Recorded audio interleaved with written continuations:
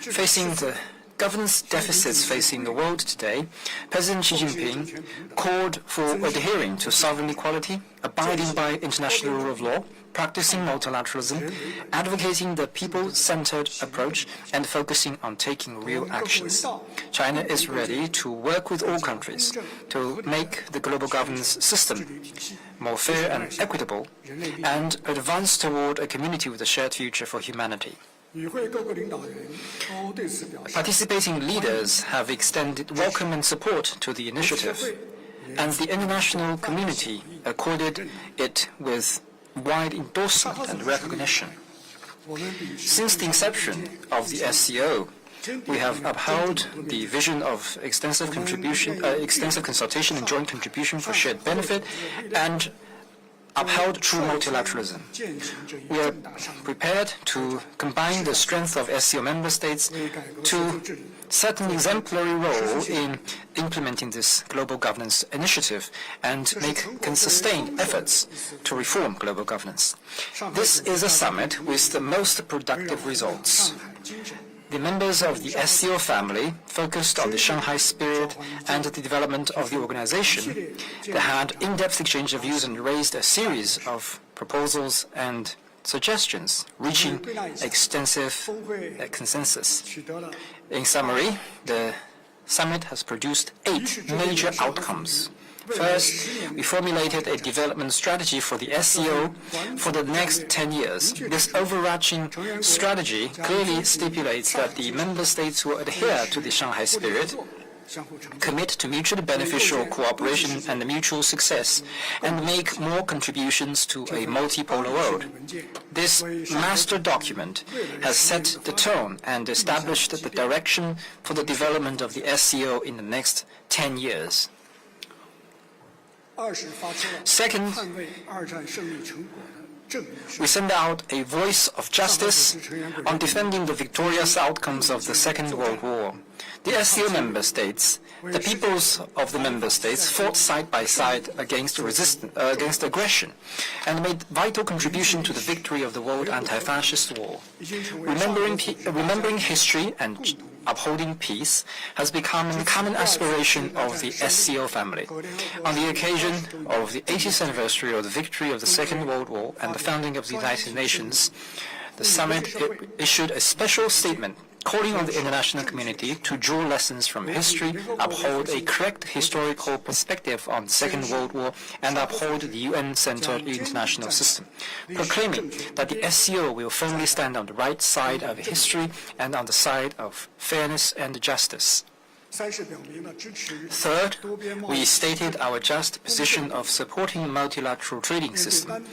Facing the rise of unilateral bullying practices, the summit issued a statement to unequivocally support the WTO-centered multilateral trading system and call for eliminating the unilateral practices in violation of WTO rules, sending out a common voice for fairness, not hegemonism, and for an open world economy.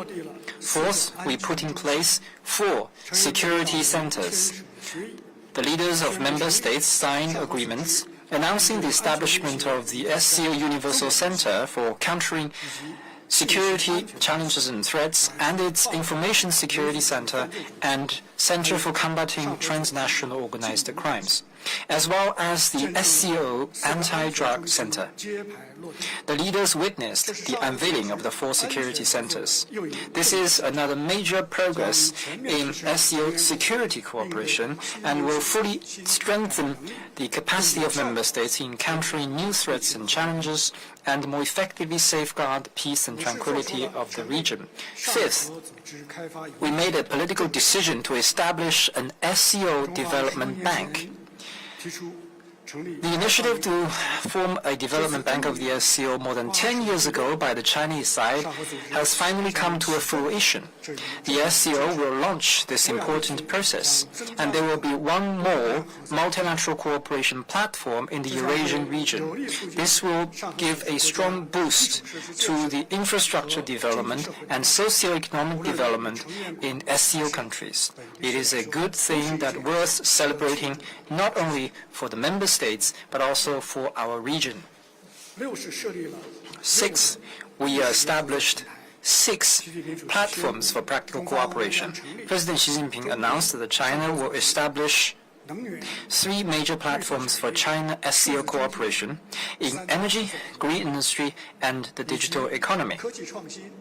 And is put in place 3 cooperation centers on scientific and technological innovation, higher education, and vocational and technical education.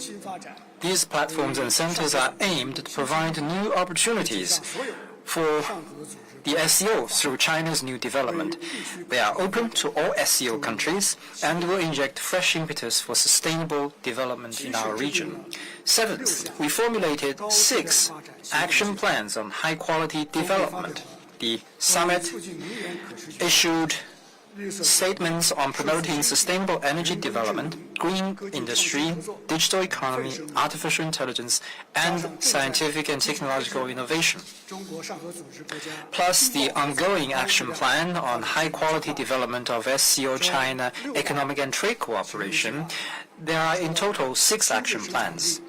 They form a high-quality development combo featuring new quality productive forces plus trade and investment plus industrial chain cooperation. They provide an important leverage for strengthening the SCO and empowering the development of SCO countries. 8th, we achieved a new breakthrough in the reform of the organization. The Tianjin Summit decides to merge the SCO observers and dialogue partners into one unified status of SCO partner. This is an important step to improve and strengthen the operation of the SCO mechanism and will improve the organizational structure, facilitate closer cooperation, and increase efficiency. Particularly, the SCO countries will feel more like in one big family. The summit also decided to admit Laos as an SCO partner. Now, the SCO family has extended the number of members to 27. The team of like-minded countries continues to grow. It is worth mentioning that during the summit, Pakistan and Armenia announced that they have established diplomatic relations officially. Both countries are China's good friends. Their choice to break this delightful news under the witness of the SCO family is a vivid demonstration of the Shanghai spirit. Friends from the media, since China assumed rotating presidency last July, we focused on taking real actions. We have held more than 200 activities, issued 92 outcome documents, and proposed 36 important cooperation initiatives. We honored our commitment to hold a friendly, uniting, and results-oriented summit, which left a distinctive China mark. It will take the SCO into a new stage of high-quality development, featuring stronger unity, closer collaboration, greater vitality, and more effective actions. It will become an important milestone in the history of the SCO. On behalf of the Chinese side, I sincerely thank all parties in the SCO for their strong support to a successful Tianjin Summit. I thank the SCO Secretariat for the great deal of work it has done. I thank Tianjin for its contribution to the preparation of this summit as the host city. And I thank the hospitable people of Tianjin for the warm reception extended to the international guests. Thank you. Thank you, Minister Wang Yi. I now give the floor to the Secretary General.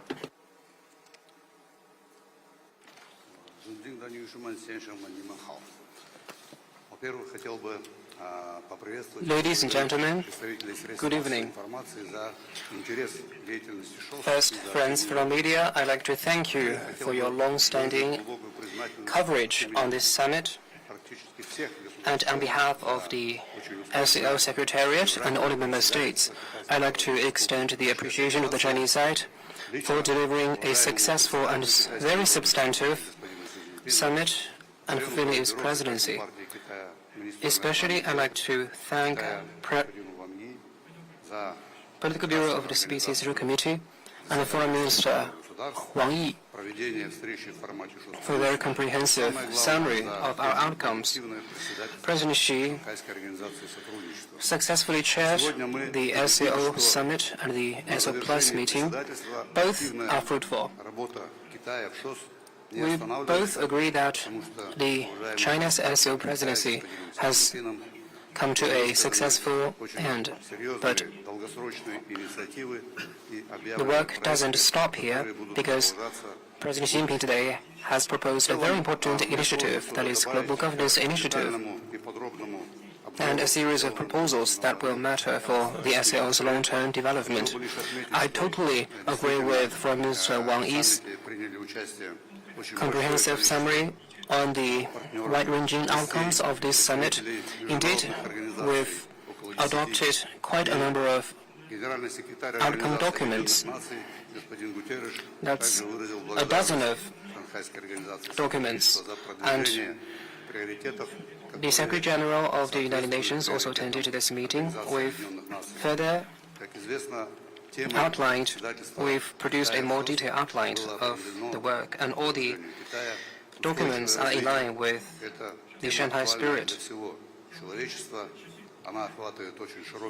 And under China's presidency, the SCO will usher in a more sustainable development that will impact each and every aspect of the SCO's work. And China's presidency is a milestone in the SCO's development.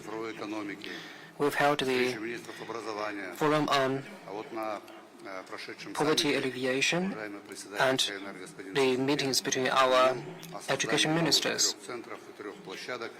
And at the summit, the presidency also announced the establishment of 3 platforms and 3 centers covering education, science and technology, innovation, and green industry, energy, and personnel training. This is totally in line with the priorities set out by the United Nations and the SCO. We'll be committed to building a more equal and democratic interstate relations. All members agree that it is imperative to build a multipolar world. All of us advocate to increase the role of the Global South, and we closely follow hotspot issues such as those in the Middle East. Just as Foreign Minister Wang Yi said, we've established 4 new centers. I will not repeat them, but we also adopted the development strategy until 2035 and a number of important economic and trade platforms. During the SCO Plus meeting, President Xi proposed the very important initiative, that is the Global Governance Initiative, GGI. This is the 4th major global initiative proposed by President Xi Jinping. We believe that the GGI carries a lot of symbolic meaning to be proposed at the platform of SCO, and we've noted that nearly all leaders of member states and other participating countries show support to the Global Governance Initiative, including the representatives of international organizations. Indeed, this initiative set the following principles: sovereign equality, international rule of law, multilateralism, the people-centered approach, and The people-centered approach is important because we all know that the initiative was proposed to deliver a better life to our people and increase their well-being. So all these principles are in line with the priorities of the SCO. We also mentioned cooperation on digital economy and artificial intelligence just now from Mr. Wang Yi. Say that we have agreed to establish the SCO Development Bank. This is a very important outcome. We've been engaging in years of discussions on the establishment of this bank, and we are pleased to see that a decision has finally been made.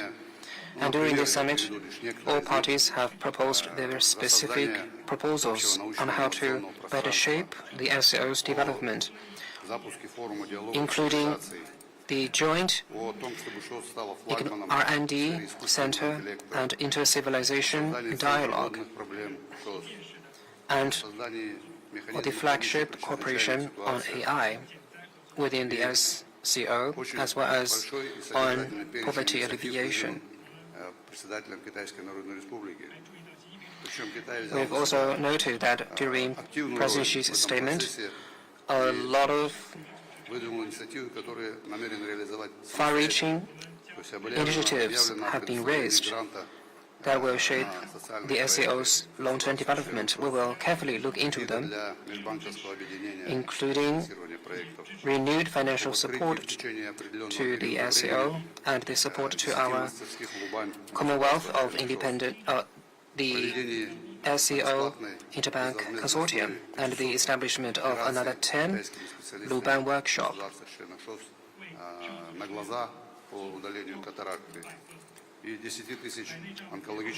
And over 500 free cataract operations for the people of SCO member states, and more scholarship opportunities. We highly commend China's efforts, and the Kyrgyz Republic will take the rotating presidency from China, and the next theme has been made clear, that is 25 years of the SCO toward a sustainable peace and prosperity.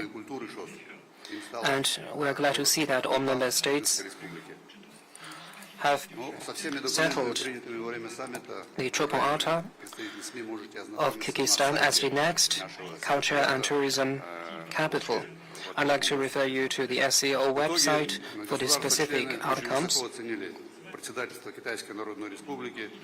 And member states highly commended the work of Shanghai during its presidency and the work of the Secretariat. Thank you for your support, and especially the strong support extended by China to the SCO. Next year, we'll celebrate the 25th anniversary of the SCO. That is a year of significance. We will celebrate this important milestone, and we will prepare for a lot of productive activities. Thank you, Mr. Secretary General. Now the Q&A session. In the interest of time, please raise one question from Mr. Wang Yi and Mr. Secretary General. One each.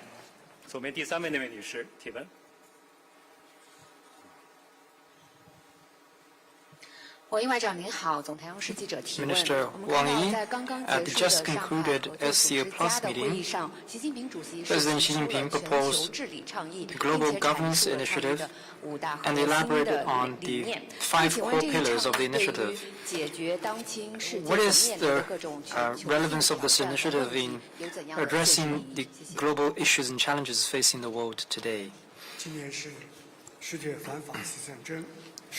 This year marks the 80th anniversary of the victory of the World Anti-Fascist War and the UN's founding. At this important year in history that bridges the past and the future, President Xi Jinping proposed the Global Governance Initiative as a contribution of China's wisdom and Chinese solution to strengthening and improving global governance. it is highly timely to propose this initiative on global governance.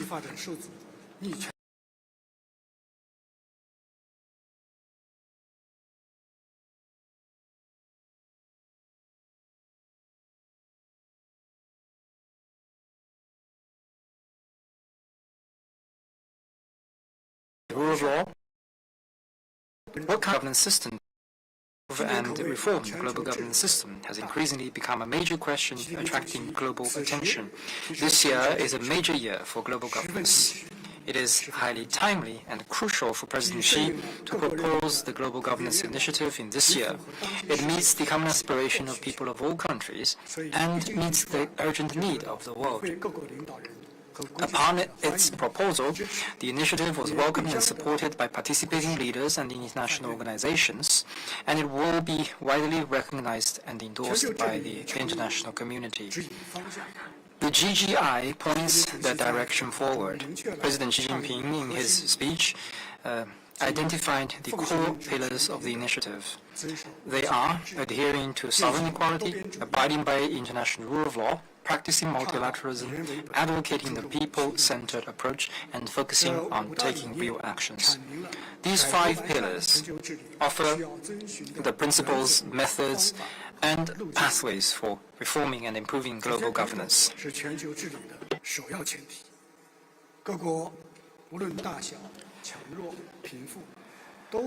Sovereign equality is the primary prerequisite of global governance.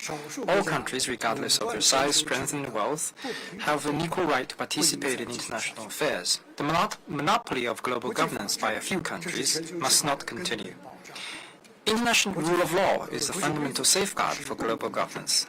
The international law and international rules are the common adherence for all countries. It must be written, upheld, and executed by all countries together.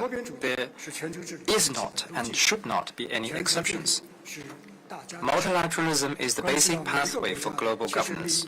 Global governance is a matter for everyone and concerns the interests of every country. It must be achieved through coordination and cooperation, not by unilateral bullying. The people-centered approach is a value orientation of the global governance. At the end of the day, global governance is about turning the aspiration of the people for a better life into reality and building a world of affluence for everyone. Taking real actions is an important principle for global governance. The vitality of global governance is rooted in practice. It is vital to take real actions and achieve real results.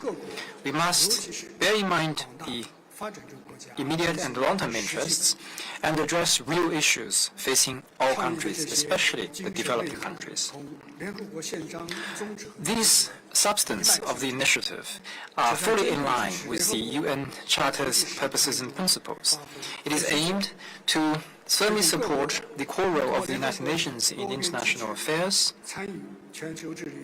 and encourage all countries to utilize the United Nations and other multilateral mechanisms to participate in the reform and development of the global governance system so as to keep them abreast with the times and more effectively address the challenges of our era.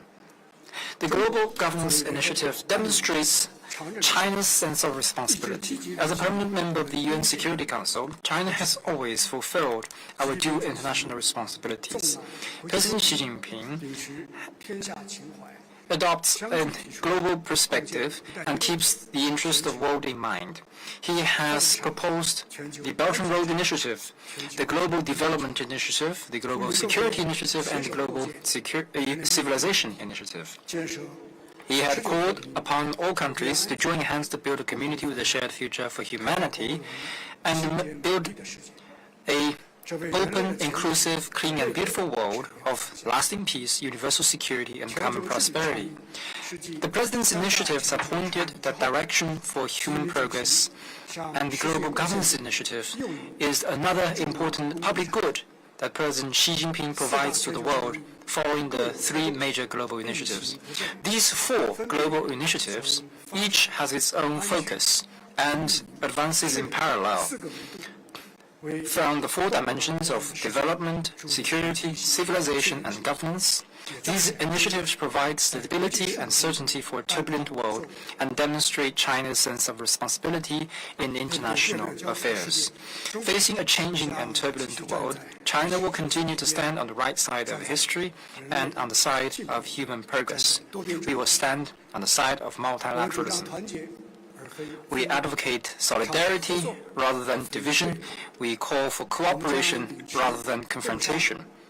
We will adhere the principles of extensive consultation and joint contribution for shared benefit in global governance, strengthen coordination communication with the United Nations and all other parties, to jointly implement the global governance initiative, make the global governance system more fair and equitable, and move toward a community with a shared future for mankind. Thank you. Thank you, Mr. Wang. Next question, please.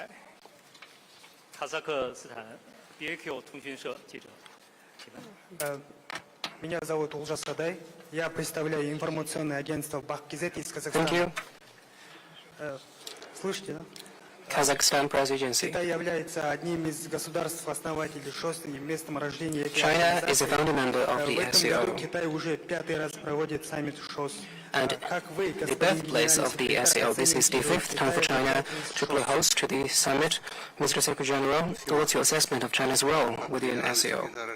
Thank you for your question. As the Secretary General, and I'm in charge of the affairs of the Secretariat, the permanent body. I wish to ensure that all the member states are equal, all having made contributions to the development of the SCO, but we cannot overestimate the importance of China. China has made excellent contribution because, as you said, China is a founding member of the SCO that was founded in Shanghai in 2001. And the declaration on the establishment of the Shanghai Cooperation Organization marked its birth. The Secretariat is located in Beijing, and the Chinese side and the Chinese government have provided all the necessary support for the Secretariat's operation. Over the past 25 years, China has actively promoted the development of the SCO and has proposed a series of proposals for its consolidated development. For example, a economic and trade demonstration zone set up in Qingdao, and the Technology Transfer Center in Liaoning in northeast China. Over the past 24 years, China has played host to the summit for 5 times, bringing the organization's development to high levels. We always highly commend the role of China during its presidency. Thank you. That concludes the press conference. Thank you.